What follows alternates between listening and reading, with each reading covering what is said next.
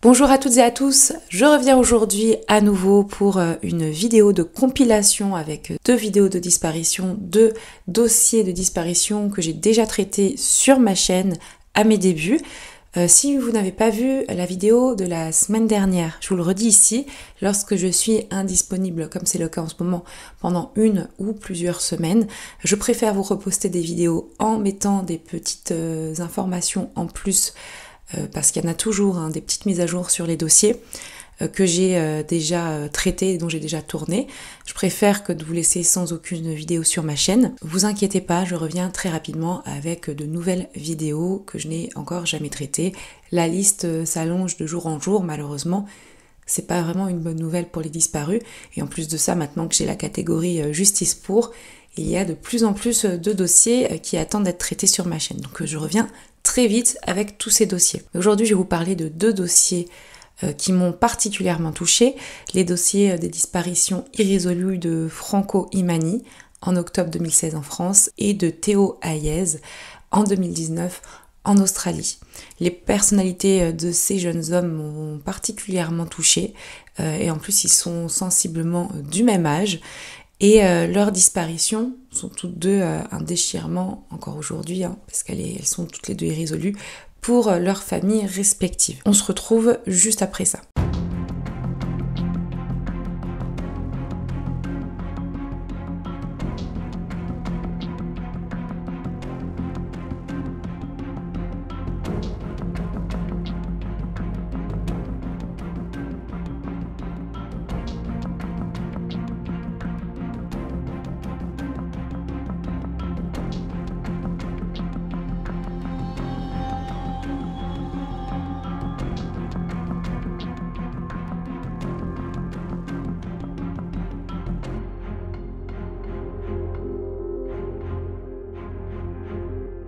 Je leur dis, petit disclaimer, ce sont des vidéos que j'ai déjà publiées sur ma chaîne YouTube il y a 2 ans. Donc évidemment, le montage, peut-être la qualité sera différente.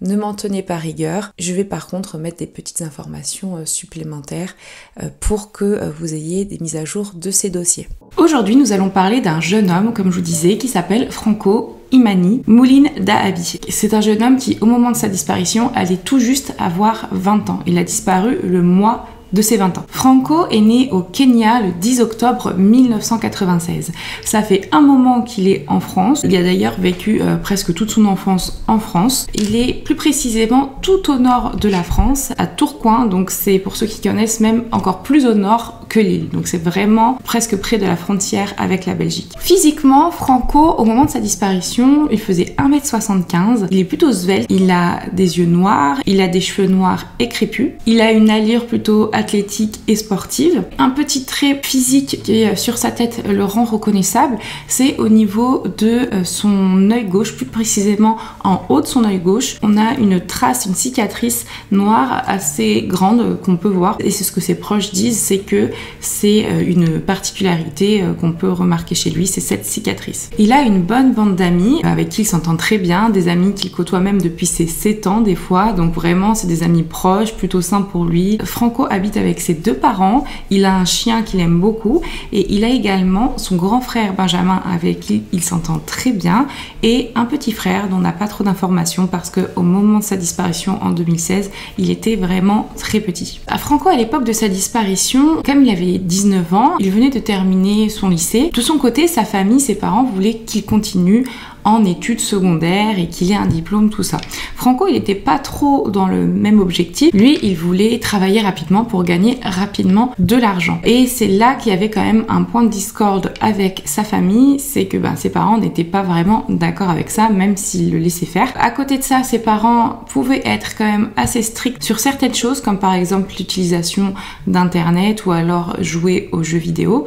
Mais par contre, sur d'autres choses, pour le laisser sortir, faire ses activités, il y avait pas de soucis. C'était une famille qui avait l'air plutôt équilibrée, ça avait l'air de se passer plutôt pas mal, même s'il y avait des discordes entre les parents et Franco. Donc Franco avait trouvé un petit travail pour se faire un peu d'argent de poche. Il avait trouvé un travail dans une agence d'hôtes et d'hôtesses d'accueil, et plus précisément là dans le domaine de l'accueil des voyageurs de train. Donc il travaillait en fait dans les gares, et il faisait ce travail avec deux de ses très bons amis qu'on va appeler G et Q parce que c'est les premières lettres de leurs prénoms respectifs. Précision importante sur les croyances religieuses de ses parents, vous allez voir pourquoi pour la suite c'est important. Ses parents étaient de confession catholique. Ils étaient plutôt pratiquants, par exemple ils allaient à la messe tous les dimanches. Franco lui y croyait, mais selon ses proches n'était pas si pratiquant que ça. Lui il était plus croyant que pratiquant, en tout cas pas au même niveau que ses parents. Pour ce qui est de sa personnalité, ses amis le décrivent comme l'ami que tout le monde voudrait avoir, quelqu'un de gentil, de drôle, de sympa, qui a toujours le sourire, qui met toujours tout le monde de bonne humeur. Il avait également le cœur sur la main, alors que même si lui et sa famille ne roulaient pas sur l'or, il pouvait très bien voir des personnes qui avaient besoin d'argent dans la rue et leur donner de l'argent. Par contre, ce qui est ressorti plusieurs fois, c'est qu'il pouvait être assez influençable. Par exemple, ses amis parlaient de sa faiblesse qui pouvait être les femmes, les jeunes femmes, parce que on va dire qu'il était capable de faire des choses qu'il ne ferait pas habituellement pour faire plaisir à une jeune femme. Exemple, un moment, il avait une rapide relation avec une jeune femme qui habitait à Roubaix, et donc ce soir-là, ce jour-là, il avait quitté Tourcoing sans trop le dire à personne, et il avait un peu fugué pour passer la journée avec elle, et finalement il avait fini à dormir sur un banc à Roubaix. Le lendemain il était rentré, mais c'est vrai que voilà, c'est des choses que tu fais quand t'es jeune, quand tu réfléchis pas trop. Voilà les choses que pouvait faire par exemple Franco pour une jeune fille. Il avait pas mal d'hobbies, il adorait le foot, ça c'est indéniable. Ses amis le disent, il parlait même qu'il voulait faire carrière dans le foot, même si au niveau de l'âge, il était déjà un peu vieux pour faire une carrière pro, mais il voulait faire carrière dans le foot, ça c'est sûr. Il aimait beaucoup le dessin, mais surtout beaucoup lire les mangas et également les regarder. Il allait souvent chez son ami G, qu'il connaît depuis ses 7 ans. D'ailleurs, la mère de G est comme la deuxième maman de Franco, pour vous dire à quel point ils sont proches. Il y allait beaucoup et passait souvent ses soirées à regarder des choses, à faire des recherches sur l'ordinateur de G qu'il avait dans sa chambre. Pourquoi ? Parce que chez lui, il ne pouvait pas aller sur internet comme il voulait, apparemment parce qu'il y avait un contrôle parental, et également aussi il ne pouvait pas jouer aux jeux vidéo comme il voulait, comme je vous le disais.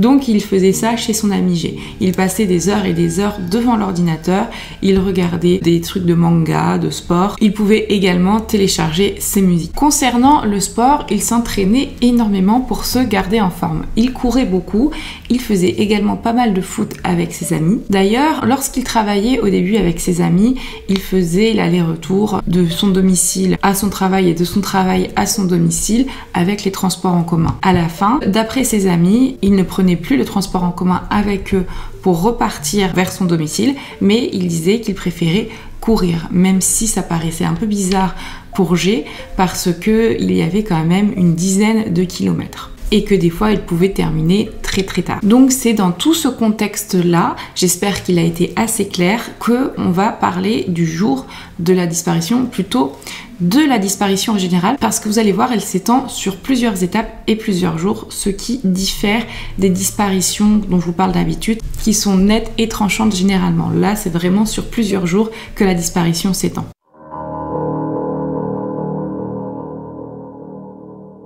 Nous sommes le 2 octobre 2016. On est toujours à Tourcoing. On est la veille de la disparition de Franco. Franco, ce jour-là, ce 2 octobre 2016, devait aller avec ses amis, un groupe d'amis, faire un foot en salle. Il ne s'est finalement pas présenté et n'a pas donné d'explication à son groupe d'amis. Le soir du 2 octobre, Franco passe la soirée chez ses parents, avec ses parents. Il y a juste son grand frère qui n'est pas là.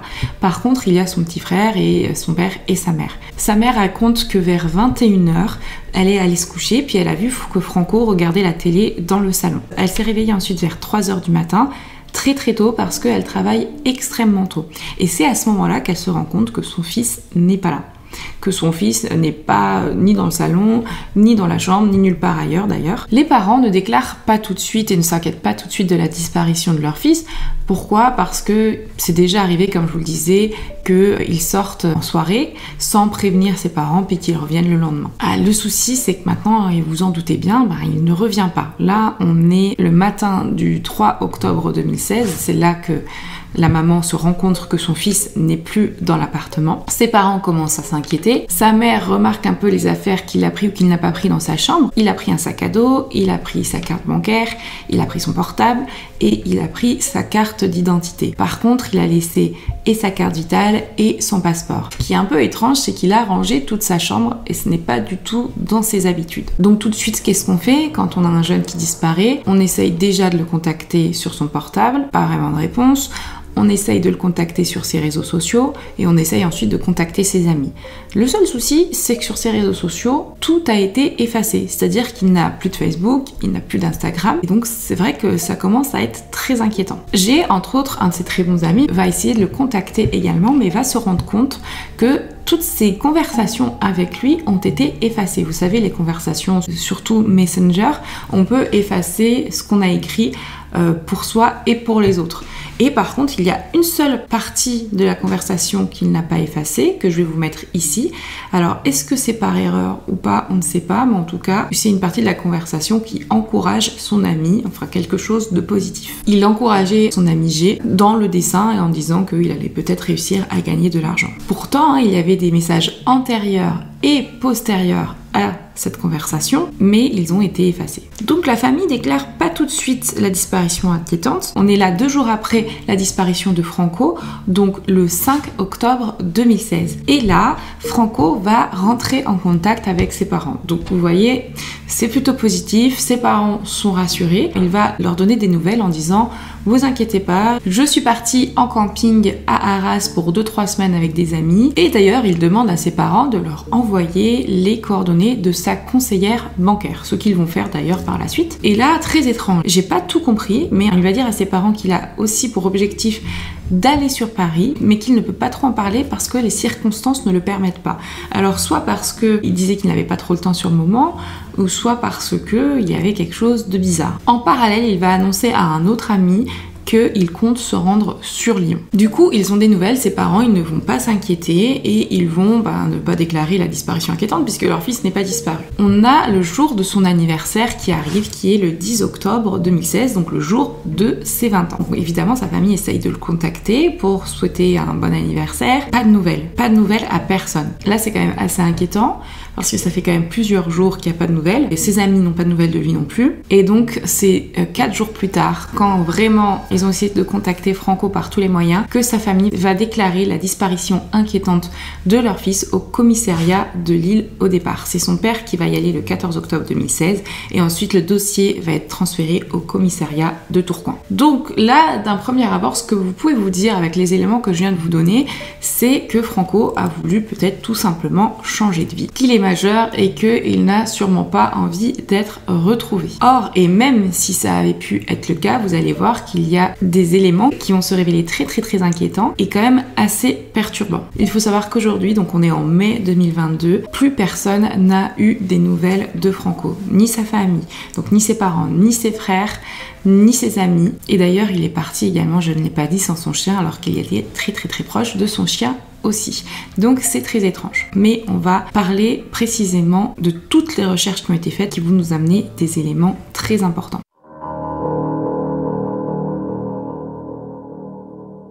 Plusieurs recherches sont faites par le commissariat, notamment, très simplement, qu'est-ce qu'on se dit? Bon, on sait ce qui s'est passé, on sait qu'il est parti, on sait qu'il a dit qu'il était censé être dans un camping à Arras. Donc ce qu'on va faire, c'est que le commissariat va regarder et ses relevés de compte bancaire et ses relevés téléphoniques et sa paye.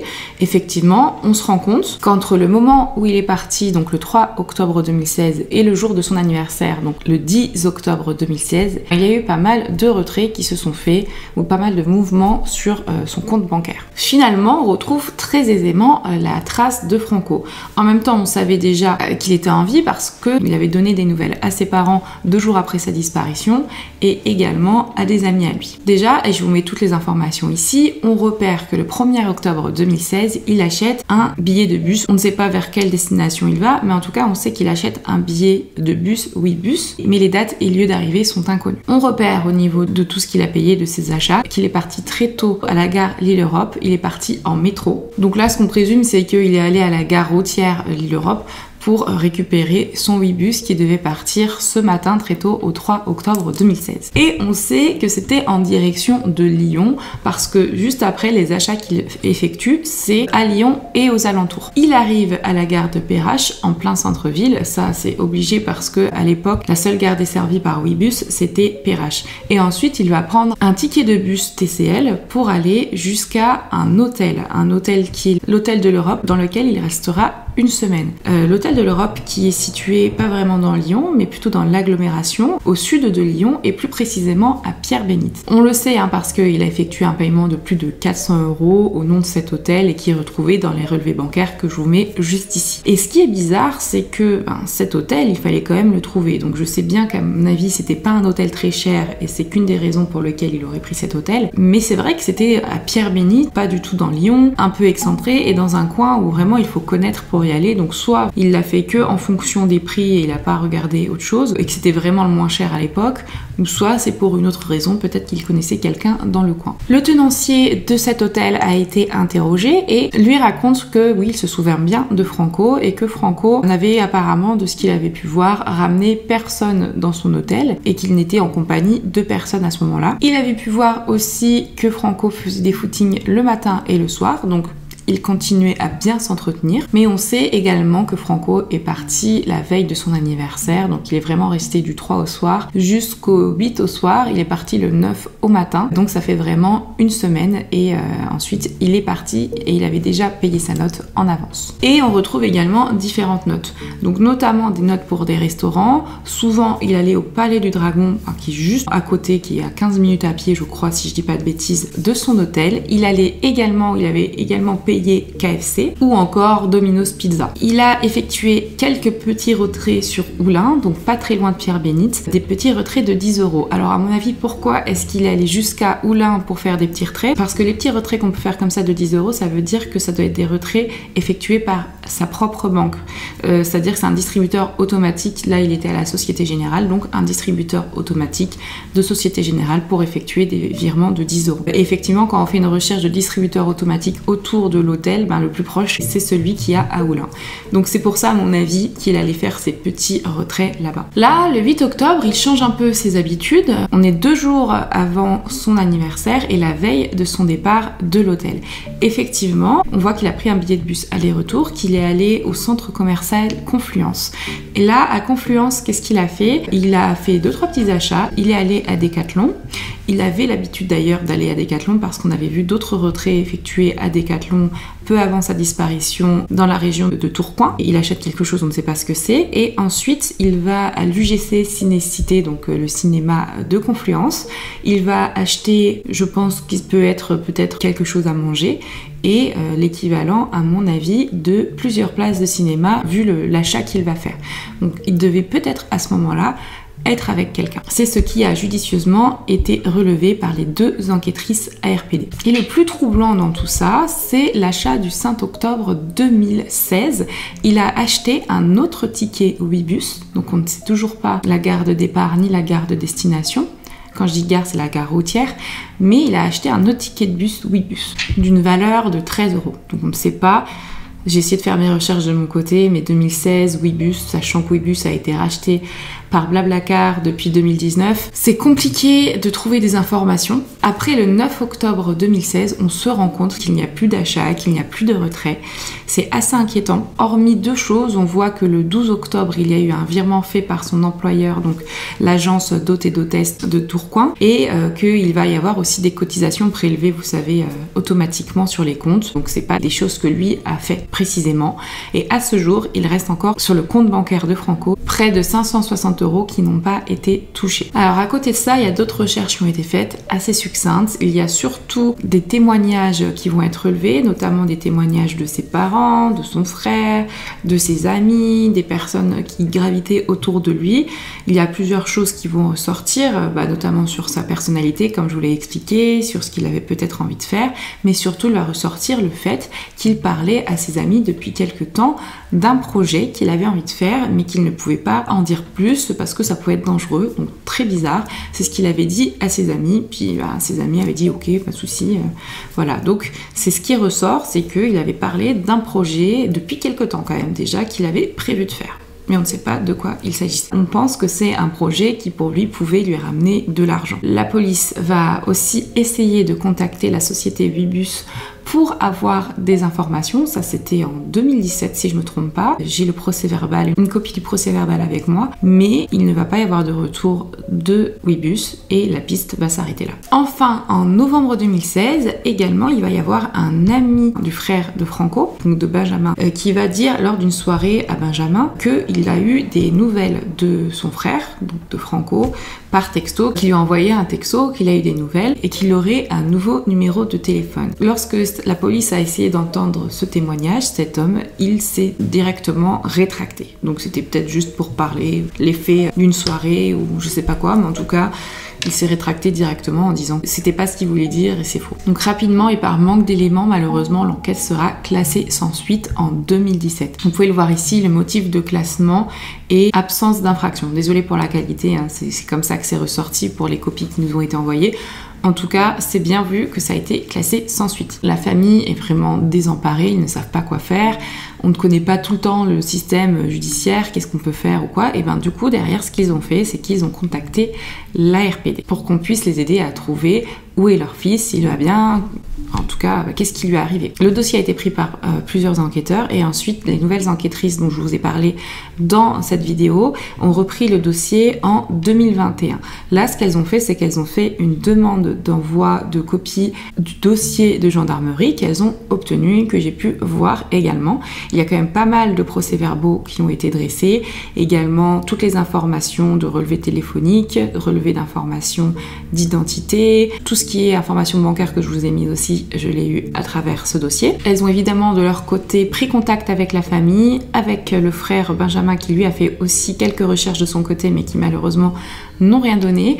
Également avec tous les amis de Franco. Elles ont d'ailleurs eu leur témoignage qu'elles ont recensé, donc peut-être qu'il pouvait avoir des nouveautés par rapport à ce qu'ils avaient dit quelques années auparavant aux policiers. Elles se sont également rendues sur place à l'hôtel de l'Europe. Malheureusement, il est fermé depuis 2020, donc après la crise sanitaire. Sur internet, on a vu que dans les avis, c'était quand même très négatif. Donc on s'est dit peut-être qu'il y avait une mauvaise fréquentation de cet hôtel. Donc ce qu'on est allé faire, nous, il n'y a pas très longtemps, là, c'est qu'on est allé avec une des enquêtrices regarder un petit peu, demander autour du voisinage de cet hôtel s'ils avaient eu des soucis avec l'hôtel. Et ils ont tous été unanimes, aucun souci, pas de fréquentation bizarre, enfin aucun problème. En sortant en face de cet hôtel, on a vu qu'il y avait une église et je me suis dit, alors peut-être, on sait jamais, vu qu'il était de confession catholique, peut-être qu'il s'était rapproché de la religion et peut-être qu'il était allé dans cette église. Alors ce qu'on a fait, c'est qu'on y est allé, on a interrogé le prêtre là-bas, qui est nouveau depuis 2020 il me semble, et ce qu'on avait vu, c'est qu'il avait instauré un carnet où les gens pouvaient écrire depuis 2020 à l'entrée de l'église. Donc on lui a demandé s'il y avait des registres dans les archives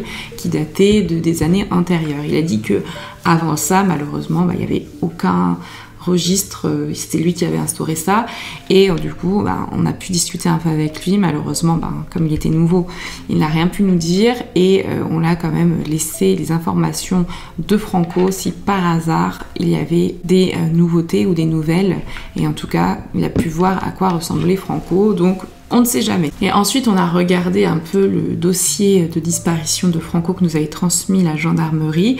Puis là, j'ai observé un peu les derniers achats qu'il avait fait. Et j'ai vu, le jour où il est parti de l'hôtel, c'est-à-dire le 9 octobre, il a acheté un ticket TCL, donc un ticket de bus, aller cette fois-ci, donc pas aller-retour. Il n'avait pas l'intention de revenir. Il a acheté quelque chose au Relais et chez Paul. Au Relais et chez Paul, c'est des enseignes qui ne sont présentes à la gare Perrache. En fait, il n'y a que ces deux enseignes-là à la gare Perrache quand on attend le train. Donc, je vous mets une photo ici. Et effectivement, je me suis dit, si il est allé à la gare Perrache, c'est que, à mon avis, il avait acheté ce ticket Ouibus, c'est qu'à mon avis, ce jour-là, il est parti en Ouibus et que certainement, il n'était plus sur Lyon après, si il a bien pris son bus. En plus de ça, les enquêtrices ARPD chargées du dossier ont fait évidemment des recherches sur tous les numéros de téléphone qui avaient contacté Franco avant sa disparition. Donc ce qu'elles ont pu observer, c'est que déjà le dernier appel qu'il a fait, c'est un appel le 8 octobre, donc la veille de sa disparition, la veille de son départ. Il s'est appelé lui-même sur son portable et il a laissé un message de 8 secondes. Est-ce que c'était une erreur ou est-ce qu'il a laissé un message vocal pour qu'il soit écouté plus tard? En tout cas, ça n'a jamais pu être fait par la police. Ensuite, elles ont appelé tous les numéros de téléphone.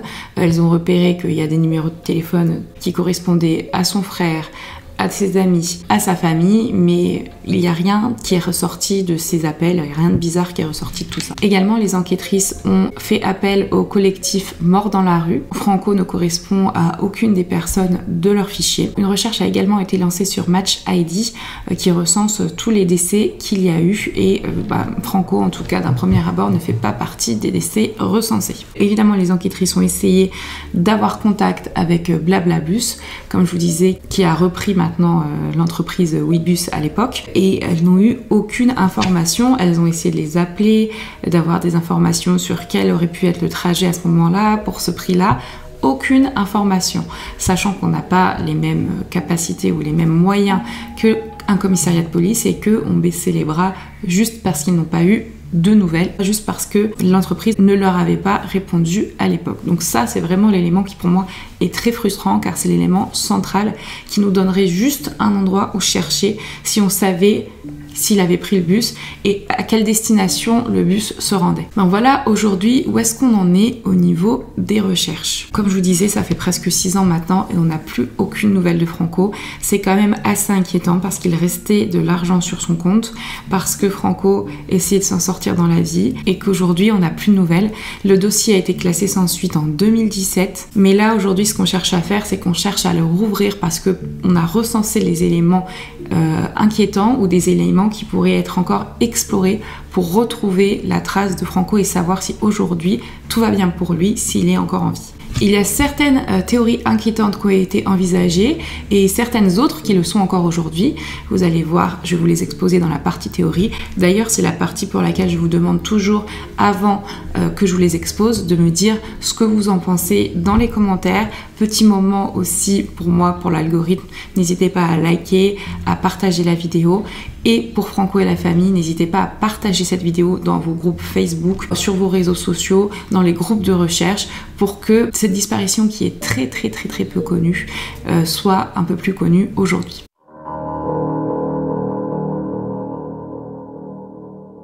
On va commencer par la théorie qui est très probable dès le départ, c'est la théorie de la disparition volontaire. Pourquoi je dis ça? Parce que déjà au départ, il a disparu volontairement. Bon, c'est vrai que derrière, il a donné des nouvelles à sa famille 2 jours après, mais on part déjà sur une disparition volontaire de base. On sait ensuite qu'il était à Lyon, qu'il avait l'air de vivre sa vie. Ce qui pourrait corroborer cette disparition volontaire, c'est quoi? C'est déjà un élément, c'est-à-dire 2 jours après sa disparition, enfin le départ de Tourcoing, il avait demandé à ses parents de leur envoyer les informations de sa conseillère bancaire. Et on voit que d'ailleurs, le même jour, il a appelé sa conseillère bancaire pendant une dizaine de minutes. Donc j'imagine, en tout cas j'espère que cette conseillère bancaire a été interrogée. J'ai pas vu tous les PV parce qu'il y avait quand même un sacré nombre et je ne les ai pas sur moi, mais effectivement je pense qu'elle a été interrogée et que rien n'est ressorti de tout ça, mais c'est quand même bizarre qu'il ait appelé sa conseillère bancaire et on peut se dire que c'était pour préparer peut-être son départ volontaire, mais j'imagine bien elle l'aurait dit à la gendarmerie si tel avait été le cas. Donc quoi qu'il en soit, ce qui est sûr, c'est qu'on a l'impression qu'il préparait quelque chose. D'ailleurs, il avait dit à ses amis qu'il avait un projet dont il ne pouvait pas parler. Est-ce qu'il préparait sa nouvelle vie? C'est tout à fait possible. Est-ce qu'il en avait marre de ne pas faire ce qu'il voulait? Est-ce qu'il en avait marre de pas se sentir en adéquation avec ses parents? Ce qui est plus bizarre par contre, c'est qu'il s'entendait bien avec son grand frère, donc il aurait au moins, je pense, pu lui donner des nouvelles s'il avait eu l'intention de disparaître, ou peut-être que justement il avait peur que son frère le retrouve. Et pour moi, c'est très probable, mais il y a quand même des choses très inquiétantes. Déjà, il est parti sans son passeport. Ça, c'est très bizarre parce que si t'as vraiment envie d'être indépendant, un passeport quand t'es jeune, en plus le refaire, tout ça, c'est cher. Je connaissais pas la date d'expiration de son passeport, mais c'est vrai que ça paraît étrange. Ce qui m'inquiète encore plus, c'est le fait que c'est pas quelqu'un qui roulait sur l'or. Il est parti avec un peu plus de 1000 €. Ensuite, il est allé sur Lyon pendant une semaine et là, il lui est resté à peu près 560 € et il n'a plus jamais touché à cet argent. Pourtant, chaque euro compte quand on a envie de changer de vie. Ça, c'est sûr et certain, même aujourd'hui pour chacun, chaque euro compte. Donc, c'est quand même assez étrange et c'est très inquiétant, je trouve. Et en plus de ça, le fait que ça rende la chose inquiétante, c'est la date de sa disparition, on va dire, où vraiment il n'y a plus aucun échange téléphonique, aucun mouvement bancaire, tout ça, c'est la veille de son anniversaire. C'est un peu bizarre, on va pas se mentir. Est-ce que pour lui, il s'est dit, allez hop, à partir de mes 20 ans, je change complètement de vie et je donne plus aucune nouvelle? C'est possible. Mais comme je vous ai dit et comme je vous l'ai énoncé, il y a des éléments inquiétants. Donc ça nous amène vers la deuxième piste qui est la piste criminelle et que j'ai mis en mode arnaque, piste criminelle parce que, comme vous le savez, je vous en avais parlé, il avait été énoncé par ses amis qu'il était plutôt quelqu'un d'assez influençable. En plus de son projet secret dont il avait parlé, dont il ne pouvait pas parler d'ailleurs, il ne pouvait pas dire ce que c'était parce qu'il pouvait y avoir des représailles derrière, ça fait penser qu'il était en contact avec quelqu'un ou plusieurs personnes qui lui avaient peut-être promis une carrière dans le foot parce que c'est ce qu'il voulait faire ou ailleurs pour se faire rapidement de l'argent. On a l'impression que c'est ce qu'il voulait faire, il voulait très rapidement gagner de l'argent pour être très rapidement indépendant. Et peut-être qu'il s'est dit, hop, j'ai mon petit projet, je vais le monter et derrière je vais prouver à ma famille que je vais réussir sans faire de grosses études. Le souci, c'est que malheureusement, on n'a plus de nouvelles. On se dit peut-être qu'il a rencontré quelqu'un sur les réseaux, et d'ailleurs, comme il a tout effacé sur ses réseaux, on ne peut pas savoir qui ce serait. Il a peut-être échangé plusieurs fois avec cette personne, ils se sont organisés une rencontre sur Lyon ou autre. Peut-être la personne lui a dit de ne pas en parler à sa famille, de ne pas en parler à ses amis, parce que ça pourrait capoter derrière ou quoi que ce soit. Pour vous rappeler, je vous avais dit la veille de son départ, donc qui était le 8 octobre, le jour où il est allé à Confluence, il était probablement avec une deuxième personne au vu du prix de la place. Alors est-ce que c'était une personne qu'il avait rencontrée, une fille, ou est-ce que c'était une autre personne, cette personne-là qu'il était censé rencontrer sur Lyon, qu'il a rencontré la veille de sa disparition? Le lendemain, il devait repartir vers une destination inconnue. Est-ce qu'arrivé sur place, il est tombé dans un traquenard? Est-ce qu'il est au moins monté dans ce bus? On ne sait pas. Ça pourrait être un trafic d'humains, un trafic d'organes.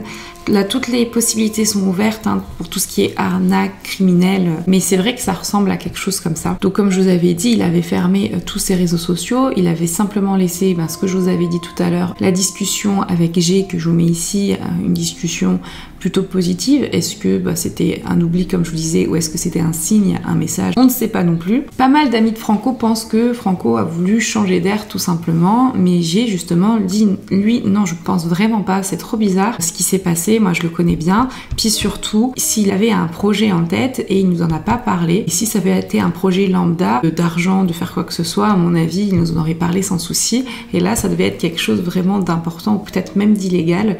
Donc lui, pour lui, il est tombé sur une mauvaise personne, il a fait la rencontre d'une très mauvaise personne qui lui voulait du mal. Rappelez-vous aussi, ce qui aurait pu être important à exploiter, c'est l'ordinateur qu'il utilisait chez G, parce qu'il faisait énormément de recherches dessus, et puis G n'allait pas regarder ce que son ami faisait. Et effectivement, le souci, c'est qu'on s'est très vite rendu compte que toute l'historique avait été effacée. Donc vraiment, il a essayé de laisser aucune trace, Franco, et ça, c'est quand même très inquiétant. Est-ce que c'était une demande express des personnes qui étaient en contact avec Franco de leur dire: tu effaces tout ce que tu as fait comme recherche, tu effaces tous tes réseaux sociaux, tu donnes plus aucune nouvelle à ta famille, et ensuite on va gérer notre projet et derrière tu pourras mettre bien tout le monde avec ce que tu auras gagné. Mais en tout cas, ça nous emmène vers 3 autres pistes, et une piste qui avait été relevée par la mère de Franco dès le début. La mère de Franco, dès le début, elle a pensé à la piste de la radicalisation et de la Syrie. Pourquoi je dis ça? Parce que déjà à l'époque, c'était une autre ambiance. Vous vous souvenez, on était en 2016. Ça faisait presque un an que les événements du Bataclan et de Paris s'étaient passés et ça restait dans toutes les mémoires. À ce moment-là, il y avait une grosse vague de recrutement de jeunes, plus ou moins jeunes, ou de personnes assez influençables pour la Syrie, justement. Et sa mère, direct, elle s'est dit peut-être que c'est ça, peut-être qu'il est parti. Au départ, je vous avais dit, faites attention à la religion. Il était de confession catholique, même s'il n'était pas très pratiquant. D'après ses amis, avec certains avec qui il était déjà allé à la messe, il avait l'air d'y croire. Pourtant, moi, après que j'ai écrit mon script, j'ai fait des recherches, puis je me suis rendu compte qu'en fait, la religion n'avait pas tant un impact de base sur le recrutement et la radicalisation.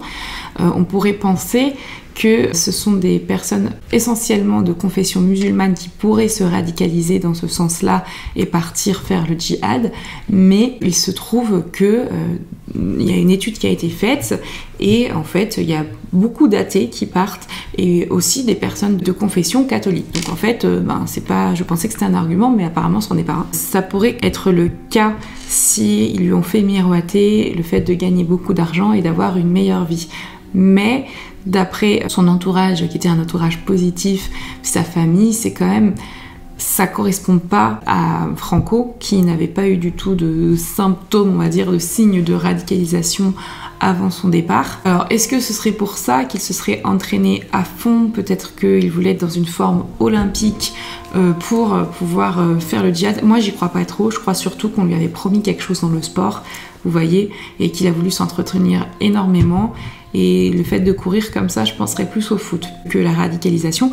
Mais c'est quand même une piste qu'il ne faut pas négliger, je pense, parce qu'à l'époque, il y a eu beaucoup de jeunes qui ont été retrouvés comme ça aux frontières et qui pouvaient partir en Syrie. Après, c'est très compliqué d'en revenir. Je pense qu'à mon avis, il serait parti avec son passeport, même si à mon avis, on lui aurait peut-être fourni des faux papiers pour qu'il puisse partir librement. Mais je pense qu'à mon avis, il serait parti avec son passeport. On aurait vu d'autres types de retraits sur son compte, mais par rapport au fait de regarder un projet secret, de s'isoler un peu de sa famille, de ses amis, on pourrait penser à autre chose, on pourrait penser à l'influence sectaire, une secte peut-être, se retirer de tous les réseaux, se couper du monde, on va dire, actuel, le fait qu'il soit influençable, le fait qu'il soit parti de chez lui, qu'il n'ait plus donné aucune nouvelle à partir de la date de son anniversaire, peut-être qu'on lui a fait croire que c'était pour une renaissance, qu'il allait vivre une meilleure vie, tout ça. Et c'est vrai que c'est très possible. Peut-être que finalement, il a voulu partir de manière intentionnelle,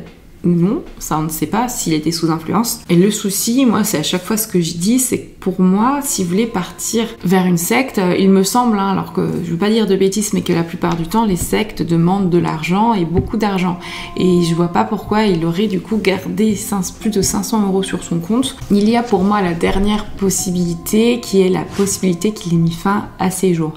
Alors, même si c'est pas du tout ce que pensent sa famille et ses proches, ça peut être envisageable. On a encore une fois cette date symbolique qui est la date de son anniversaire. Donc peut-être qu'il a voulu mettre fin à ses jours le jour où on fête normalement sa naissance. Peut-être qu'il y avait un mal-être que personne n'avait pu déceler. Peut-être qu'il est parti, qu'il avait préparé tout ça pour éviter de faire mal à sa famille, il s'est éloigné d'eux, il est parti une semaine, n'a plus donné aucune nouvelle. Je trouve que les agissements qu'il a eu avant son départ à Lyon, le fait qu'il s'entretienne, qu'il fasse du sport, ses agissements quand il était sur Lyon, ne me fait pas pencher vers cette thèse, même si je pense que on n'est jamais à la place de la personne, on ne peut pas savoir. Mais moi, je pencherais vers la thèse de l'arnaque qui a mal tourné, on va dire, qu'il ait rencontré une mauvaise personne qui lui a fait croire qu'elle pourrait peut-être lui donner une meilleure vie avec un super salaire. On arrive vers la conclusion. Le nœud de l'histoire, pour moi, c'est quoi? C'est ce départ par Ouibus, cet achat qu'il avait fait pour partir ce 9 octobre 2016. Ce qui est vraiment frustrant, c'est le fait qu'on n'ait eu aucune réponse de la société, que les policiers ne sont pas allés creuser plus loin alors que eux ont les moyens de savoir, et que là on se retrouve en 2022, que ça a été racheté Ouibus par Blablabus. Donc j'espère qu'il y a encore des fichiers, qu'on va pouvoir avoir la main dessus et qu'on puisse au moins savoir les départs qu'il y avait ce jour-là, cette heure-là, et pour ce prix-là. Franchement, il n'y en a pas des milliers non plus, donc ce serait important de le voir pour au moins qu'on ait de quoi travailler sur une autre piste, pour pouvoir peut-être fermer la piste de Lyon et travailler sur une piste de la destination pour laquelle il se dirigeait. Là, ce serait vraiment intéressant. Il est très probable aussi, attention, que Franco ait voulu refaire sa vie ailleurs. Dans ce cas-là, nous, notre travail, c'est quoi? C'est simplement de prouver que Franco est encore en vie, de voir si c'est possible d'avoir des informations sur est-ce qu'il veut être en contact avec sa famille ou quoi. Ici, il n'a pas envie d'être en contact avec sa famille. On prévient simplement sa famille qu'on l'a retrouvée, qu'elle ne veut plus avoir de contact avec elle, et on aura fait notre travail. Le but, c'est pas d'obliger deux parties de famille à se retrouver. Le but, c'est de retrouver une personne personne et de savoir si elle est en vie et qu'elle va bien. C'est le principal. Moi j'espère que ça, qu'on retrouve Franco et qu'il ait juste plus envie de parler à sa famille. Au moins on sait qu'il est en vie, même si c'est compliqué pour la famille derrière. Aujourd'hui de toute façon, tout ce que je vous ai exposé, toutes les théories sont encore valables. Ça fait quand même un peu peur et je pense que vous comprenez pourquoi c'est inquiétant au niveau de tous les éléments que je vous ai amenés. Et sa famille est vraiment perdue, elle ne sait plus vraiment quoi faire. Donc c'est pour ça que notre travail est important et essayer de faire rouvrir une enquête, c'est important aussi. Si vous avez des informations, on ne sait jamais si quelqu'un a vu Franco quelque part ou reconnaît Franco, n'hésitez pas à me contacter directement ou à contacter la RPD sur le site internet ou contacter le numéro du commissariat de Tourcoing que je vous mets ici. Même si l'enquête est fermée aujourd'hui, l'information sera toujours très bonne à transmettre.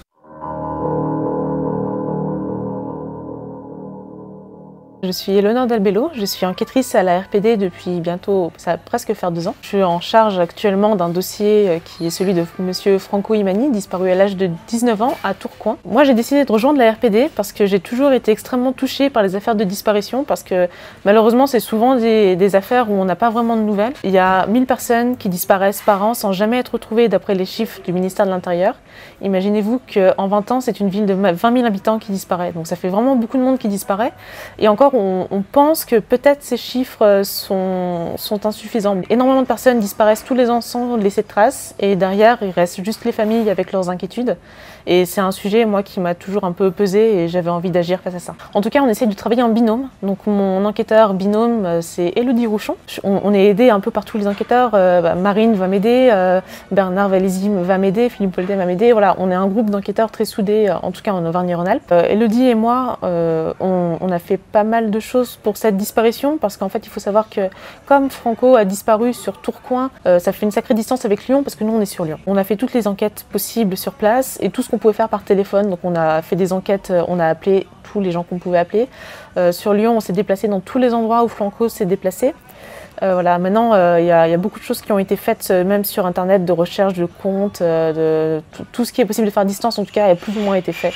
Maintenant, tout ce qu'on n'a pas pu faire, c'est se déplacer à Tourcoing et sur l'île. Moi, je pense qu'actuellement, le dossier pourrait être réouvert parce qu'on a eu de nouvelles informations. Alors, il ne faut pas lâcher cette disparition parce que c'est une disparition qui est assez mystérieuse, forcément, comme toute disparition, mais avec des points un petit peu particuliers, notamment parce qu'on a appris que Franco était souvent ramené du travail, en tout cas a été plusieurs fois ramené du travail par un ami en scooter ou une personne en scooter qu'on n'a jamais réussi à identifier. Ça, la police, selon le dossier d'enquête que j'ai reçu, parce que j'en ai fait la demande au procureur de par la famille, le policier n'était pas au courant de ça. Ensuite, on s'est rendu compte que Franco s'était appelé sur son propre numéro de téléphone pendant sa disparition, d'accord. Il s'est laissé un message vocal sur sa propre boîte vocale avec son propre numéro de téléphone de 9 secondes. Donc ça, on l'a mis dans notre courrier pour obtenir le dossier d'enquête de police et je pense que c'est aussi pour ça qu'on a obtenu ce dossier parce qu'effectivement, c'est quand même assez bizarre et on ne sait pas ce qu'il s'est dit sur sa boîte vocale, on ne sait absolument pas. On sait que quand il est allé à Lyon, il est allé au cinéma de Confluence à UGC. Et vu le montant dépensé, parce qu'on a aussi le relevé bancaire avec le dossier d'enquête de police, il n'était pas tout seul, parce qu'il y en a à peu près pour une 30aine d'euros. Donc il ne pouvait pas être tout seul pour aller au cinéma, sauf que d'après le gérant de l'hôtel dans lequel il a séjourné à Lyon, il était toujours seul. Donc c'est-à-dire qu'il visitait Lyon apparemment avec quelqu'un, en tout cas il était en relation avec quelqu'un sur place, alors qu'il vient de Lille et qu'il n'avait, selon son entourage, aucune connaissance à Lyon. En plus, donc, on sait que pour aller de Lille à Lyon, il a pris un Ouibus. Et ensuite, pour le dernier jour de sa disparition à Lyon, en fait, la dernière fois qu'on a des nouvelles de lui, on sait qu'il est parti en Ouibus. Sauf que la police a envoyé des demandes à Ouibus qui n'a jamais répondu. On ne sait pas vers où étaient ses tickets. Donc en fait, on sait juste qu'il a pris un Ouibus en partant de Lyon. On ne sait pas vers où. La famille de Franco, c'est une famille qui a été très investie dans sa disparition. La maman était souvent au commissariat, le papa aussi. Il a un grand frère qui fait également encore des recherches de son côté. Après, en tant que famille, c'est pas toujours facile de faire ces recherches parce que déjà, ils sont connus par tout le monde dans les environs et c'est pas forcément facile pour les personnes extérieures de s'adresser directement à la famille. Ses meilleurs amis m'ont donné énormément d'informations. Bon, il n'y a pas eu que, il y a aussi d'autres amis. Mais voilà, en fait, j'ai beaucoup d'informations et ces informations coïncident plus ou moins. Donc Franco, c'est un jeune homme qui est très gentil, qui a la joie de vivre, qui était un bon ami, qui avait d'ailleurs beaucoup d'amis, qui s'entendait bien avec tout le monde, qui était sportif. C'est un garçon qui aimait la vie, qui était aimé par beaucoup de monde. Et voilà, sa disparition a vraiment étonné tout le monde parce qu'il n'avait a priori aucune raison de disparaître. Et d'ailleurs, c'est une disparition qui qui malheureusement a été préparé par Franco, puisqu'on sait qu'il voulait partir pour un projet professionnel secret dont il n'a voulu parler à personne. Il était très proche de la mère de son meilleur ami, qu'il considérait un peu comme sa seconde mère, à laquelle il avait confié partir. Et cette dernière, comme on est en 2016, quand Franco disparaît en 2016, la mère est très inquiète, elle pense forcément au terrorisme. Aucun ami n'y croit, parce que voilà, ce n'est pas le profil de Franco. Franco, c'est quelqu'un de calme, de tolérant, qui aimait la vie, qui aimait aussi les autres et la vie des autres, qui était importante pour lui. D'après eux, en tout cas, ça ne peut pas être le terrorisme, mais il a annoncé à tout le monde de partir pour un projet professionnel, et il a même dit à une jeune fille dont il était proche que ce projet pouvait être dangereux et que c'est pour ça qu'il n'en parlait pas. Il voulait trouver un travail et fonder une famille, c'était son plus grand rêve, il était très attaché à la famille. Mon intime conviction dans cette affaire, après ça vaut ce que ça vaut, vu le profil de Franco, je ne pense pas que ça soit un suicide. Franco, c'était quelqu'un d'extrêmement gentil, mais qui était, selon certaines personnes, peut-être un peu manipulable. Et vu que son plus grand rêve, c'était de trouver un travail, de fonder une famille, je me demande s'il n'est pas tombé sur quelqu'un, malheureusement, de malveillant qui aurait pu profiter de lui d'une manière ou d'une autre. Donc après, on ne sait pas ce qui s'est passé, mais en tout cas, je me demande si Franco n'a pas été influencé par quelqu'un et ce qui expliquerait sa disparition définitive, parce que jusqu'au bout, Franco discute avec sa famille. Alors, il leur dit pas qu'il est à Lyon, il leur fait croire qu'il est dans un camping à Arras. Mais en tout cas, finalement, il finit par avouer qu'il était à Lyon. D'ailleurs, il avait dit à son meilleur ami qu'il allait à Lyon. Franco, de base, tenait quand même un lien avec ses parents et d'un seul coup, tout a été rompu. Donc c'est quand même très inquiétant et bizarre. Pour le dossier de Franco, depuis la sortie de ma vidéo, en mai 2022, il y a pas mal de choses qui ont bougé, pour être honnête. C'est quand même une bonne chose, même si on n'a pas retrouvé la piste de Franco. Alors tout d'abord, comme vous le savez, nous sommes avec la RPD en collaboration avec l'émission Appel à témoins de M6 et nous avions à l'époque proposé le dossier de Franco. Il a donc été traité par l'émission en juin 2023. On avait eu énormément d'appels, de témoignages. On a vérifié directement ces témoignages sur place, notamment Éléonore que vous avez vu dans ma vidéo, accompagnée de Patrick Mallet, qui est aussi bénévole à la RPD, se sont déplacés pour suivre une piste à Saint-Étienne, malheureusement qui s'est avérée être une fausse piste, mais quand bien même c'était important de le vérifier. Donc aujourd'hui, malgré les nombreux témoignages et la visibilité qu'on a eue grâce à l'émission, on n'a pas eu d'avancée nette sur ce dossier grâce à l'émission. Cependant, ça nous a quand même permis de redonner un petit coup de boost à ce dossier, notamment beaucoup d'espérance pour la famille de Franco. Nous sommes allés, Éléonore et moi, visiter plusieurs fois la famille sur l'île directement, au nord de la France. Et on a fait un point sur le dossier. Au détour d'une fouille dans les affaires de Franco, on a mis en lumière quelque chose de très intéressant. On a retrouvé un ticket de football pour un match de l'UEFA, l'Euro 2016, au parc OL. C'est un billet qui n'était pas son nom, mais un nom et prénom à ce jour que nous n'avons toujours pas identifié. Et c'est très important parce que c'est la première fois qu'on relie Franco à Lyon, donc la ville de Lyon, avant sa disparition, de là où il a disparu. En fait, il a disparu à Lyon, mais avant, on n'arrivait pas à identifier pourquoi il était venu là. Et donc là, on peut se dire qu'il y a quelque chose qui s'est passé quand il est allé voir ce match, et il faut absolument investiguer cette piste. Comme les choses n'avançaient pas assez rapidement, j'ai repris le lead sur ce dossier. Donc aujourd'hui, je suis l'enquêtrice principale du dossier de Franco. Et mon but vraiment, c'est de travailler sur cette piste du billet. Et également, évidemment, d'aider la famille au niveau administratif particulièrement. Donc en effet, donc ça va faire partie des prochaines étapes dans ce dossier, notamment que la famille porte plainte, que ce soit pour abus de confiance ou enlèvement et séquestration, pour que des actes que nous, simples civils, nous ne pouvons réaliser, soient réalisés, comme par exemple des saisies, des destinations ou des billets à l'époque, du Blablabus, entre autres, parce qu'il y a d'autres choses à investiguer. Et également, nous avons mis la famille en relation avec une avocate membre associée de la RPD. Et donc, j'espère que les prochaines étapes vont arriver dans les prochaines semaines. Évidemment, s'il y a des avancées assez importantes sur ce dossier, je vous ferai une vidéo mise au point, donc j'espère que ça va arriver. J'espère que ce sera dans un sens positif, que ce soit pour la famille de Franco, mais également pour Franco lui-même. On va recontextualiser la disparition et surtout on va essayer de comprendre qui était Théo au moment de sa disparition. Théo, comme je vous ai dit, est belge et vient de Bruxelles. Il a une famille avec qui ça se passe bien, il a son père, sa mère, il a un frère aussi, un petit frère et également une demi-sœur. Théo, c'est un jeune homme de 18 ans, il est assez reconnaissable, il est grand, svelte, il est blond avec des cheveux assez longs, une ossature de visage assez carrée, donc assez caractéristique. Lui, il vient de terminer ce qu'on peut dire l'équivalent du bac en Belgique, alors je sais pas trop comment ça s'appelle. Toujours est-il qu'il allait passer à ses études secondaires, donc à l'université. Lui, il avait prévu d'être ingénieur en technologie mécanique liée à l'environnement. Il était très porté sur la protection de l'environnement et son but dans la vie, son grand rêve, c'était de construire une voiture qui n'avait aucun impact sur l'environnement. Là, on est fin 2018, plus précisément novembre 2018. Avant de reprendre des études secondaires et justement d'intégrer son école d'ingénieur, il a décidé de faire ce qu'on peut appeler une année de césure, donc une année où il va voyager, peut-être même perfectionner son anglais. Et pour ça, il a décidé de partir en Australie pour vivre vraiment une nouvelle aventure, un peu loin de ses proches, mais pas totalement parce que en Australie, il a plusieurs personnes qui habitent en Australie, notamment son parrain et également une cousine et un cousin.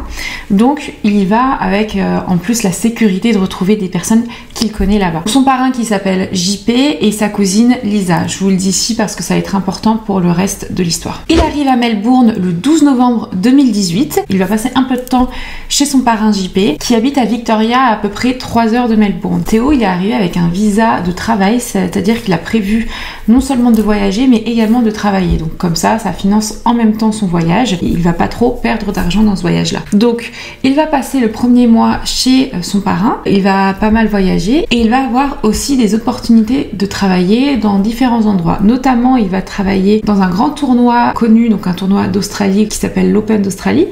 Il va avoir un petit travail là-bas. Il va également travailler dans des fermes, mais en même temps, il va voyager. Donc, il a voyagé en Tasmanie, qui est une petite île vraiment tout au sud de l'Australie. Il passe Noël avec sa famille et ensuite, il va à Sydney. Tout le long de son voyage, il va régulièrement échanger avec sa famille qui est restée en Belgique et ses proches via WhatsApp, Messenger, Facebook. Donc, il reste quand même très joignable. Ensuite, il va décider d'aller vers le nord de l'Australie entre mars et avril 2019 et là-bas, il va travailler pour une famille. Alors, je crois que c'était dans une ferme, je suis pas sûre, ou en tant que paysagiste, un petit peu comme son père. Quoi qu'il en soit, bon, il va travailler avec une famille, ça se passe bien. Et en mai, il va entreprendre d'aller vers la côte est, côte qu'il n'a jamais encore visitée, sachant que lui, il avait prévu de revenir en juin 2019, donc après à peu près 7 mois passé en Australie. Pourquoi en juin? Parce qu'en juin, il y a des examens d'entrée dans les écoles d'ingénieurs qu'il visait. Donc il était obligé de revenir et lui, il avait déjà son billet de retour. Donc il décide d'aller se balader dans la côte Est et entre autres pour faire du surf. Le 25 mai 2019, il va rejoindre Lisa avec un autre cousin à Brisbane. Et ensuite, le 29 mai, il prend un bus pour aller de Brisbane à Byron Bay, un peu plus au sud de Brisbane. C'est un peu la dernière étape de son voyage en Australie parce qu'il a prévu de repartir de Byron Bay le 3 juin, de rejoindre Melbourne et ensuite de prendre un avion depuis Melbourne pour retourner à Bruxelles. On se rapproche malheureusement du jour où Théo va disparaître. On est 2 jours après son arrivée à Byron Bay, exactement le 31 mai 2019. Byron Bay, c'est une ville qui est pas très grande, qui est très touristique. C'est connu pour surfer, pour ses belles plages. Théo, lui, arrive exactement comme je vous disais, le 29 mai et il va dormir dans une auberge de jeunesse qui est très bien notée, qui s'appelle Wake Up. Donc Wake Up, qui est pas vraiment au centre, mais un peu plus à l'ouest du centre de la ville. Donc je vous disais, il est très bien noté, notamment au niveau des chambres qui sont bien, au niveau de l'ambiance et aussi à l'extérieur, il y a un super espace pour pouvoir profiter de soirées.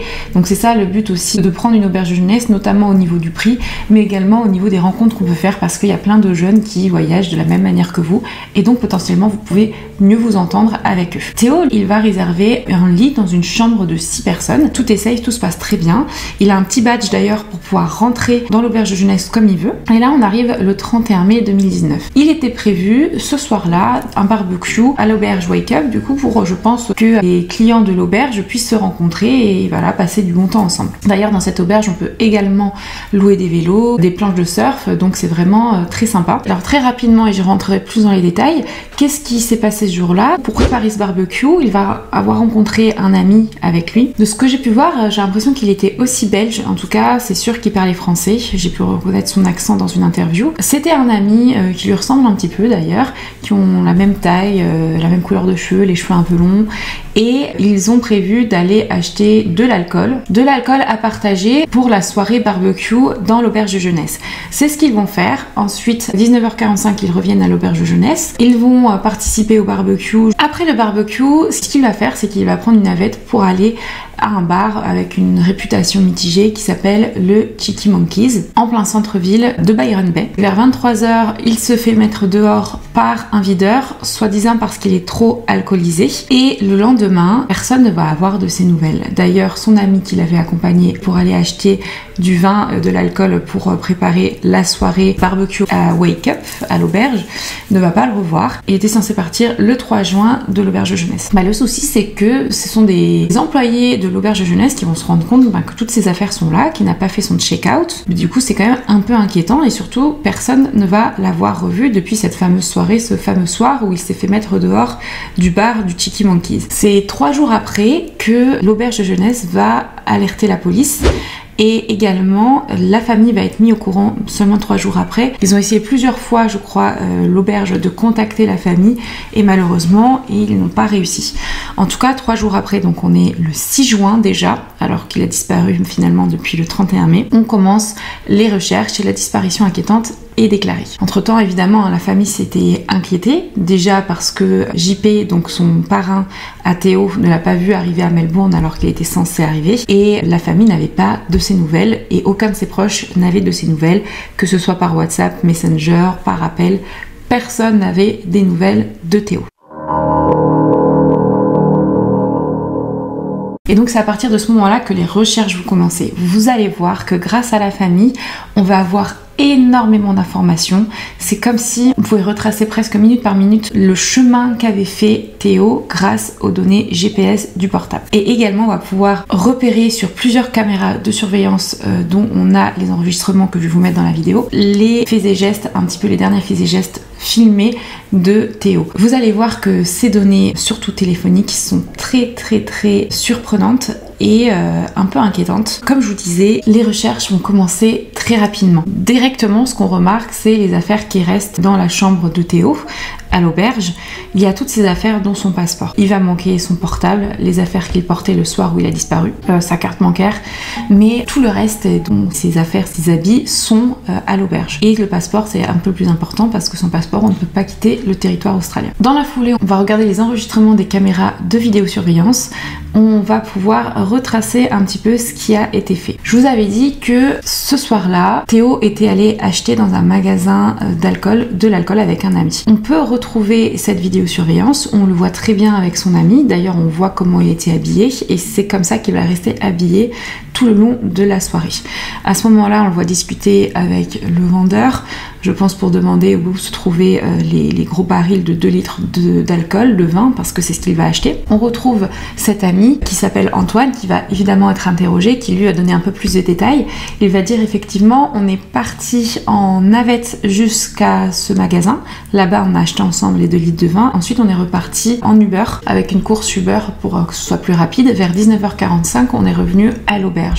Ensuite, il a été indiqué qu'il est resté un petit peu moins de 2 heures, Théo, à cette soirée barbecue. Après, il est reparti avec 6 autres personnes dans la navette pour aller au centre-ville et aller au Cheeky Monkeys. Là, on le voit dans le Cheeky Monkeys, donc on voit bien qu'il parle à plusieurs personnes, dont une femme avec un t-shirt clair et aussi d'autres gens. On le voit aussi acheter seulement 2 consommations, donc 2 verres de bière, donc pas grand-chose. Et apparemment, il aurait dansé sur une table. Ça, j'ai juste entendu, mais je ne l'ai pas vu dans les enregistrements de la caméra de vidéosurveillance. Ensuite, il est allé aux toilettes et il y a un videur qu'il avait déjà repéré et qui a sorti des toilettes et allé le récupérer. Il a sorti dehors en lui disant, en lui demandant de partir. Il n'avait pas trop le choix parce que il pressentait ou alors il sentait qu'il était un peu, il était pas très bien et qu'il avait trop bu, donc qu'il était temps qu'il rentre chez lui. Pourtant, ses amis qui ont été interrogés n'ont pas remarqué qu'il était spécialement alcoolisé, pas plus qu'eux en tout cas. Par contre, ils ont remarqué qu'il était un peu différent d'habitude, c'est-à-dire qu'il était un petit peu ailleurs, bon, rien de spécial. Et en plus, Théo, lui, accepte totalement et il est très pacifique et on lui demande de partir, il va partir sans rechigner. On le voit d'ailleurs dehors en vidéosurveillance avec à côté de lui le videur. La famille déplore énormément le fait que s'il était vraiment si alcoolisé que ça, pourquoi est-ce qu'ils n'ont pas prévenu ses amis, c'est-à-dire que lui il a été mis dehors sans que personne ne soit au courant et il est parti tout seul. En tout cas, même si c'est un jeune homme, c'est vrai que s'il est très alcoolisé, ça reste très dangereux parce qu'il ne connaît pas l'endroit où il est. Mais quoi qu'il en soit, de ce que disaient plusieurs personnes, il ne l'était pas. Et ça ne m'étonne pas tant parce que quand on regarde dans les commentaires et dans les avis de ce bar, donc comme je vous disais, les avis sont mitigés. Aujourd'hui, ce bar, il est fermé. Dans les avis de ce bar, il y avait des informations comme quoi des gens très mécontents qui s'étaient fait mettre à la porte sans aucune raison, soi-disant en prétextant qu'ils étaient alcoolisés, alors que non. Ça, c'est des avis qui datent d'avant la disparition de Théo. Donc, c'est pas des avis qui sont biaisés par cette disparition. J'ai l'impression que du coup, c'était quelque chose qui arrivait souvent dans ce bar. Et apparemment aussi, le staff n'était pas très sympathique. Bon, ça arrive dans des bars. Malheureusement, ça devient des détails qui sont importants quand il y a une disparition derrière. Donc, à partir de 23h07, on l'aperçoit sur les caméras de surveillance, Théo s'éloignant du bar dans la rue où il y a le bar, en fait, dans une des rues principales, et on le voit tête baissée, donc en train de marcher et regarder vers son portable. Tout le monde qui a travaillé sur cette disparition, j'ai regardé pas mal de choses qui ont été faites, notamment j'ai utilisé beaucoup d'informations du podcast de Distorsion, je sais pas si vous connaissez, mais de toute façon je vous mets toutes mes sources dans la barre d'informations. J'ai trouvé ce podcast très bien fait, très clair. Eux, ils disaient qu'ils trouvaient qu'il n'avait pas l'allure de quelqu'un qui titubait, qui était alcoolisé. Alors c'est vrai que sur ces petits bouts d'enregistrement de vidéos de caméra surveillance, c'est compliqué à voir. Moi, je le vois un peu bifurqué à un moment, mais c'est peut-être parce qu'il avait le nez dans son portable et que du coup, des fois, quand on n'est pas concentré sur la route, c'est vrai qu'on peut bifurquer un petit peu. Mais c'est vrai qu'il a l'air plutôt clair, on va dire. Mais sur un si court enregistrement, c'est compliqué de savoir si oui ou non il était alcoolisé ou sous l'influence d'autres substances, on ne sait pas. En tout cas, c'est ce qu'on voit sur les caméras de vidéosurveillance. Lui, avec le nez dans son portable, on voit qu'il est toujours avec sa casquette, la manière dont il était habillé, que je vous remets ici d'ailleurs. En parallèle, on regarde s'il y a eu des mouvements depuis la disparition de Théo au niveau de son compte bancaire. Il n'y a eu aucun mouvement. Les derniers achats ont été faits du coup au bar, au Cheeky Monkeys. Et alors, le plus important qui fait qu'on a énormément d'informations, c'est grâce à la mère de Théo et également au parrain de Théo. Donc la mère qui à ce moment-là était restée en Belgique, elle va vouloir accéder au compte Google de son fils et pour ça elle va utiliser une adresse mail de récupération et pouvoir changer le mot de passe et accéder à cette mine d'informations qui est le compte Google de Théo. Pourquoi je dis que c'est une mine d'informations? Parce que quand vous êtes connecté avec votre compte Google, toutes les recherches, toutes vos données GPS, tout est enregistré. Tout ce que vous regardez est enregistré sur ce compte et on a les heures exactes où il y a eu quelque chose qui s'est passé via ce compte Google, donc via le portable de Théo. À partir de là, on va avoir beaucoup d'informations et on va pouvoir retracer carrément, après ces enregistrements de vidéos de caméra surveillance, vers où s'est dirigé Théo. Donc, comme je vous disais, après ces vidéos, on le voit plus sur d'autres vidéos de caméra surveillance et par contre, on peut suivre un petit peu sa trace. Ce qu'on remarque de suite, c'est qu'il a rentré sur Google Maps l'adresse de son auberge de jeunesse. Donc il était quand même assez éveillé, donc quand même conscient pour écrire l'adresse de son auberge de jeunesse, mais le seul souci, c'est qu'on se rend compte qu'il prend la direction complètement opposée. Alors vous me direz, je pense que vous aussi, ça a déjà arrivé. Ça m'est déjà arrivé moi, alors que c'était même pas la nuit, que j'avais pas bu, j'ai déjà rentré une adresse et je me suis trompée de sens parce que c'est vrai que des fois on sait pas trop. Il faut commencer à marcher pour voir si on est dans le bon sens. Mais normalement on se rend compte assez vite qu'on marche pas vers le bon endroit ou vers la bonne destination. Dans le cas de Théo, vous allez voir qu'il n'y a pas que ça, il n'y a pas que le fait qu'il se soit dirigé vers un endroit différent, on a également la vitesse à laquelle il a marché et aussi le temps qu'il a passé à certains endroits. En plus de ça, il re-rentre plusieurs fois l'adresse de son auberge de jeunesse et pourtant à chaque fois il va prendre la direction opposée, ce qui est quand même très étrange. Comme je vous disais, il a quitté le bar à 23h08 et un peu plus d'une minute après, il s'arrête 1 minute sur une route du coup qu'il a empruntée alors qu'il ne devrait pas aller dans ce sens-là, qui s'appelle Kingsley Street. Il s'arrête 1 minute, là il re-rentre le nom de l'auberge et ensuite il va marcher pendant 4 minutes et 40 secondes exactement. Et on connaît exactement la vitesse à laquelle il va marcher, c'est 7 km/h. 7 km/h c'est quand même, bon, il marche assez vite. Mais je pense que c'est la vitesse à laquelle il marche sur les vidéosurveillances. C'est vrai qu'il a l'air d'avoir, comme il est grand, il fait des grandes enjambées et puis il a l'air d'avoir un pas décidé. Je pense aussi que comme ce soir-là, il faisait très froid, plus froid qu'accoutumé. De ce que j'ai pu voir, il faisait à peu près 9 degrés. Il n'était pas non plus habillé avec un manteau ou quoi que ce soit, il avait juste un pull. Et c'est vrai que quand on est dans le noir et qu'on veut rentrer chez soi à pied, on a tendance à marcher quand même assez vite parce qu'on est pressé d'arriver. Donc ensuite, il arrive au bout d'une rue qui est la Tennyson Street et c'est un peu le moment crucial, je pense, et vous allez comprendre pourquoi tout au long de ma vidéo, parce que là-bas, il va s'arrêter 7 minutes. C'est juste derrière un terrain, un stade avec des filets de cricket et il y a un moment, une sorte de petit parking et derrière, il n'y a plus rien. Ça s'arrête ici, la route. Il y a juste une petite route qui continue vers de la végétation pour traverser et rejoindre une autre route derrière.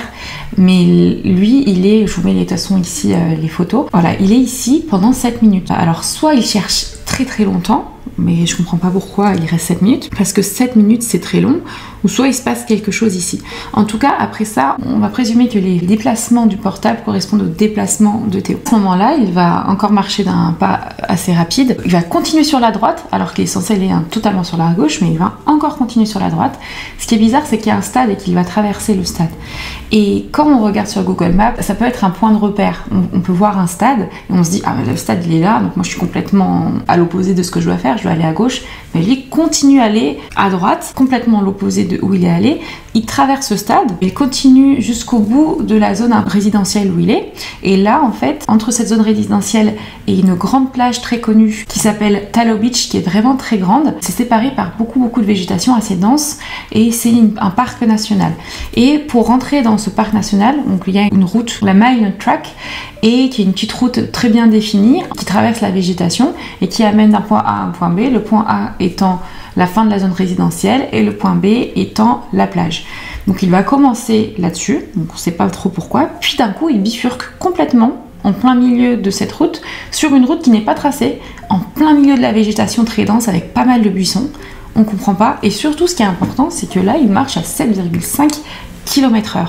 7,5 km/h, c'est beaucoup. C'est un petit footing, donc ça veut dire qu'il marche quand même très vite. Là, on ne sait pas. Là, on peut se poser plusieurs questions. Est-ce qu'il est poursuivi ou est-ce qu'il suit quelqu'un? Vous allez voir, on va apporter quelques éléments de réponse après, mais c'est quand même très étrange. Là, il va encore s'arrêter un moment pour re-regarder son itinéraire sur Google Maps et encore une fois, il va continuer dans le mauvais sens, donc sur la droite. Et en sortant de son petit chemin escarpé, il va finalement arriver à la plage. Donc soit il s'est dit, je suis à la plage qui est sur la route de son auberge, que je vous mets ici, mais quand même, là on a quand même une spécificité, cette plage elle est connue, il y a un phare au bout qu'on peut voir au nord de la plage. D'ailleurs c'est vers là qu'il va se diriger, vers le nord de la plage. Donc là je pense qu'il savait qu'il n'était pas sur la bonne route s'il était en pleine conscience. Puis c'est une plage en plus qui est connue parce qu'il y a pas mal de feux de camp, donc il y a même un petit camping, il y a des gens qui se rejoignent pour faire des feux de camp, pour discuter, boire de la bière. Là en tout cas il faisait très froid donc personne se baignait, c'était pas du tout un temps pour aller se baigner, l'eau était gelée. Donc c'est étrange. Lui ce qu'il va faire c'est qu'il va continuer de marcher tout le long de la plage vers le nord qui est surplombé par une falaise avec au-dessus un phare qui est assez connu. Il va aller vers là-bas et ça s'appelle Cozy Corner. Donc à partir de ce moment-là, pour rejoindre son auberge, il est obligé de faire demi-tour parce qu'il n'y a pas vraiment d'endroit pour rejoindre à partir de ce point-là le phare, ou alors c'est vraiment, il faut grimper à travers des buissons. D'ailleurs c'est ce qu'il va essayer de faire à un moment. Pendant 5 minutes, il va commencer à monter, il va rester 5 minutes, puis finalement il va redescendre. C'est tout ce qu'on voit avec le portable encore une fois. Sur la plage, il avait diminué son train de course, on va dire, il était à 6 km/h, donc ça allait tranquille. Là, on est aux alentours de minuit, donc ça fait un petit moment qu'il a quitté, ça fait 1 heure qu'il a quitté son bar. Là, à minuit 5, il n'y a plus de signal GPS. C'est comme si quelqu'un avait coupé ce signal. On pense que c'est lui parce qu'après il va envoyer des messages qui correspondent plutôt à ce que lui pourrait écrire, vous allez voir. Peut-être qu'en fait il l'a fait pour économiser de la batterie. En tout cas il n'y a plus de signal GPS à partir de ce moment-là. Mais on sait qu'il est toujours à Cozy Corner. À minuit 20, il envoie un message via Messenger à un ami concernant le groupe YouTube. Ensuite on apprend qu'il va regarder un début de vidéo YouTube, donc vraiment un tout petit passage, mais c'est étrange, ça n'a rien à faire là. C'est une vidéo YouTube sur Burger Quiz, l'émission. une émission française. Donc, on ne sait pas pourquoi et dans quel contexte à ce moment-là il regarde ça. Il va également écrire un message, répondre à un message de sa demi-sœur qui lui écrit depuis Bruxelles. Il lui écrit merci avec un petit emoji qui fait un bisou, donc un truc sympa via WhatsApp. Il a plutôt l'air en confiance et il n'a pas l'air d'être stressé par sa situation. Enfin, il n'y a pas longtemps, donc il y a très peu de temps, on a appris que finalement le dernier message, on pensait que c'était celui-là, mais c'en est un autre, 1 minute après, à minuit 56, c'est lui qui a répondu à un de ses amis, à Loïc, sur WhatsApp. Effectivement, il y avait pas mal de données cryptées, c'est-à-dire que si on n'a pas un des deux portables, on ne peut pas savoir qu'est-ce qui a été écrit et qui a écrit le message. On savait qu'il y avait des messages qui avaient été envoyés, mais on ne savait pas à qui. Et on a trouvé que c'était un jeune. Il a fait une capture d'écran, même une vidéo de capture d'écran de son portable où il montrait que c'était lui qui discutait avec Théo. C'était un jeune qu'il avait rencontré en janvier. Ils avaient prévu de se revoir d'ailleurs avant que Théo reparte à Bruxelles. Et d'ailleurs, il avait potentiellement prévu de revenir sur Byron Bay. En tout cas, le dernier message qu'il a envoyé, c'était à ce jeune homme à minuit 56. Et bizarrement, c'est également à minuit 56 qu'il va y avoir ce qu'on appelle un handshake, comme une poignée de main dans le jargon informatique. C'est deux téléphones qui vont se trouver très proches et qui vont essayer d'établir une connexion, comme par exemple un partage de connexion, une demande d'envoi de photos Bluetooth ou quelque chose comme ça. Donc il faut que les deux portables soient très proches. Et on se rend compte qu'à minuit 56, c'est le cas. Et à partir de ce moment-là, donc c'était la dernière utilisation de WhatsApp de Théo. Et le portable va être en mode veille, c'est-à-dire allumé mais non utilisé entre 2h du matin et 6h du matin. C'est très étrange. Je sais pas si vous vous rappelez, je vous avais parlé des pings dans ceux qui ont vu ma vidéo sur la disparition du MH370, qui est l'émission que peut envoyer un appareil électronique. Là, je vous avais parlé d'un tableau de bord. Dans ce cas-là, on va parler d'un portable à des satellites géostationnaires et qui vont déterminer un endroit, alors plus ou moins précis, de où se trouve ce portable. Et le dernier ping émis par le portable de Théo se fait le lendemain de sa disparition, donc le 1er juin 2019 à 13h42. Et c'est au niveau de Cape Byron, juste de l'autre côté de là où il était, donc de Cozy Corner. Comme expliqué par la famille, ce dernier ping ne contenait pas de signal de déconnexion. C'est-à-dire que normalement, lorsque le portable s'éteint, il y a un signal émis qui a un signal de déconnexion, prouvait que le portable s'est éteint. Donc là, comme explication, soit c'était un manque de réception, donc le téléphone est hors de portée, soit la batterie a été retirée ou le téléphone a été endommagé. Donc par exemple, s'il a été détruit ou jeté dans l'eau, par exemple. Comme vous pouvez voir, les informations sont ultra précises. Évidemment, je vous ai mis, ou je vous mets ici, tout le trajet qui a été retracé grâce à ces données. Ces données-là ont permis de faire des recherches, des fouilles très précises, de quadriller une zone de fouille. Et évidemment, la police va s'y mettre, la famille même de Théo va venir pendant un petit moment. Le père, il vient 2 fois, la mère, elle vient qu'une seule fois. Malheureusement, ils peuvent pas rester très longtemps parce que ils n'ont pas un visa pour, et surtout ils ont des obligations en Belgique, ils ont un travail. Ils vont pouvoir s'exprimer aux médias. Donc le père va faire une intervention médiatique très touchante en expliquant qu'il doit des réponses à sa famille, doit des réponses à son fils, son autre fils, le frère de Théo. Ils vont réussir, grâce en plus avec l'aide de la famille qui est présente en Australie, à construire une vraie communauté qui va les aider sur place à faire des fouilles, même quand eux ils ne sont pas présents. Et ça va porter ses fruits. Non seulement la police va bien les aider, ils vont utiliser des drones, ils vont utiliser des plongeurs sous-marins, ils vont utiliser énormément de possibilités. Les volontaires également. Il va y avoir des fouilles qui vont être faites. Il y a même la police belge qui va venir en Australie pour prêter main forte aux enquêteurs australiens. La police belge, elle arrive le 30 juin et c'est également le 30 juin que le groupe Facebook de recherche et aussi le site internet, il me semble, vont être créés. Donc c'est super bien fait, très mis à jour. Et le 3 juillet, la police belge va quitter l'Australie et la police australienne va arrêter les recherches sur le terrain, va continuer ses investigations, mais va arrêter ses recherches sur le terrain. Par contre, les recherches vont être continuées par des volontaires. Et le 7 juillet, on fait une grande avancée.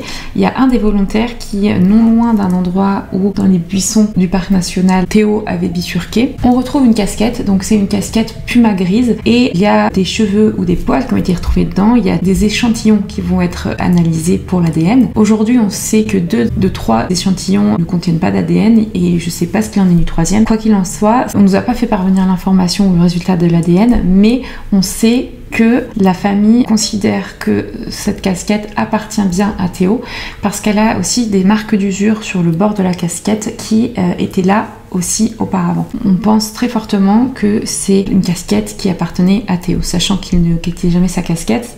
c'est clair que c'est inquiétant. Il y a également des observations qui vont être faites grâce aux réseaux sociaux, encore une fois.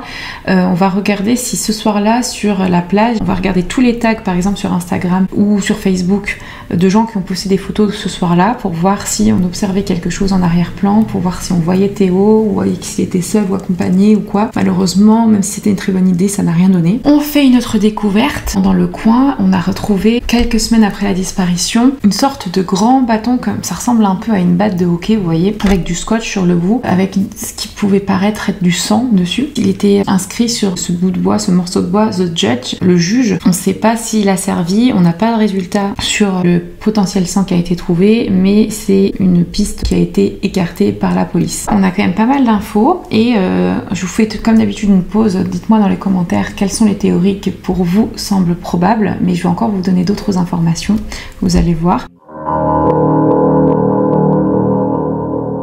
Il y a quand même deux grosses théories qui ressortent, et une théorie qui est privilégiée par la police et une autre par la famille. Et moi je me penche plus vers la théorie de la famille, même si c'est complexe quand on n'a pas les tenants et les aboutissants de l'histoire, vous allez voir pourquoi. Bon, tout d'abord, on peut déjà rayer la disparition volontaire ou le suicide. Pourquoi est-ce que je dis ça?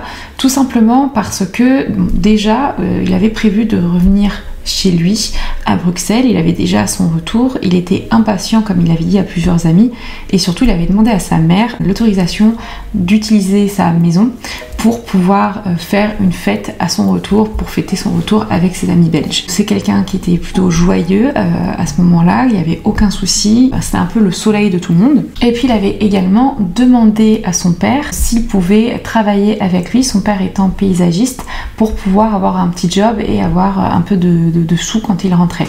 Donc c'est pas les propos de quelqu'un qui veut mettre fin à ses jours, puis surtout que dans le contexte on se rend compte que c'est pas quelque chose qui était prémédité et que c'était plutôt quelque chose malheureusement on va dire qui n'était pas censé arriver ce soir-là. Donc on va directement passer à la théorie à laquelle on peut penser directement, mais vous allez voir qu'il y a quand même des informations qui ne sont pas cohérentes, qui est la théorie privilégiée par la police, c'est la théorie accidentelle. Effectivement, on se rend compte que c'est très probable qu'il soit arrivé au vu de la configuration de sa dernière localisation, qui est au niveau d'un phare avec des falaises. On se dit que peut-être il a essayé de grimper à une falaise et qu'il a glissé, qu'il est tombé et que malheureusement il a été emporté par l'océan, parce que l'océan là-bas est très agité.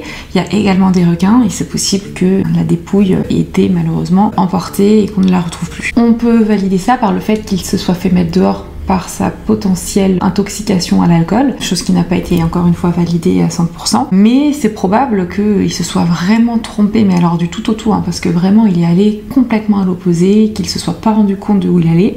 Encore une fois, je trouve ça très étrange parce que on traverse quand même une zone boisée avec des buissons pour aller à une plage, alors que bon, ça faisait quand même 2 jours qu'il était là. Je sais pas ce qu'il avait fait ces 2 jours-là, mais je pense qu'il reconnaissait un petit peu l'endroit qu'il était censé traverser à pied pour retourner à son auberge, et que là il était complètement sur un autre décor, on va dire. D'ailleurs, pour ce qui est de la thèse où il était tombé peut-être de la falaise ou quoi que ce soit, la police a essayé de refaire le trajet de Théo grâce aux données GPS et de voir s'il bornait bien aux bornes téléphoniques qu'il y avait à côté, et ils se sont rendus compte que c'était une théorie probable et que ça bornait bien aux endroits indiqués avec cette théorie. Donc ça corroborait cette hypothèse. Également aussi, le fait quand il répond à ses amis et le fait qu'il lance une vidéo YouTube, on peut se dire il se sentait pas en danger, il se sentait plutôt à l'aise, et que ce soit malheureusement un accident. C'est vraiment pas ce que pensent ses parents. Je pense que lui c'est pas du tout un casse-cou qui aime bien le danger, ou c'est pas du tout le cas. Donc je vais vous expliquer là maintenant la deuxième théorie, donc la théorie criminelle de l'implication d'un tiers, et pourquoi est-ce qu'elle est quand même probable.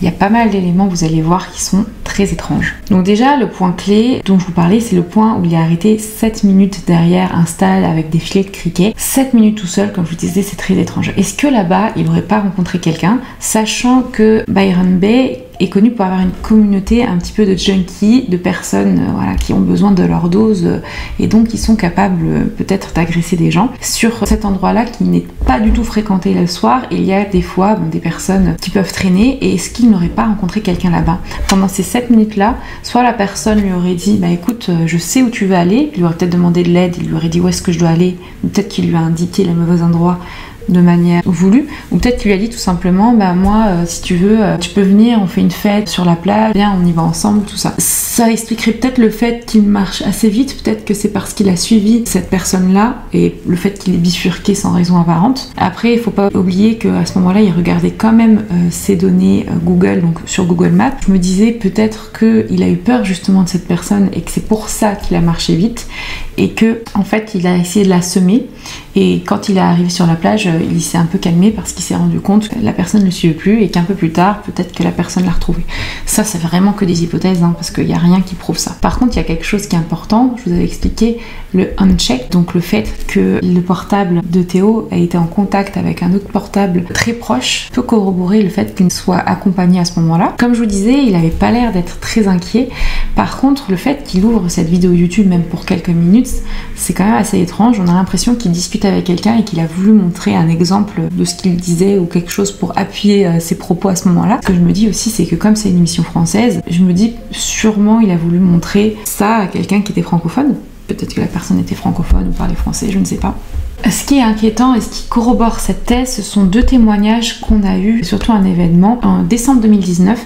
Une dame qui va contacter la police, qui va dire que aux alentours de Byron Bay, 2 jours après la disparition de Théo, elle va voir sur le côté de la route 2 hommes, un qui fait du stop et un autre qui est allongé par terre et qui avait pas l'air d'aller bien. C'est en apprenant l'existence de la disparition de Théo qu'elle va se poser la question en disant peut-être que c'est relié, et donc elle en a parlé à la police et malheureusement ça n'a rien donné. Ensuite, le 15 juillet 2020, on va retrouver des ossements aux alentours d'un des derniers endroits où le signal GPS de Théo avait été détecté, donc dans le parc national où ça fait avec les buissons.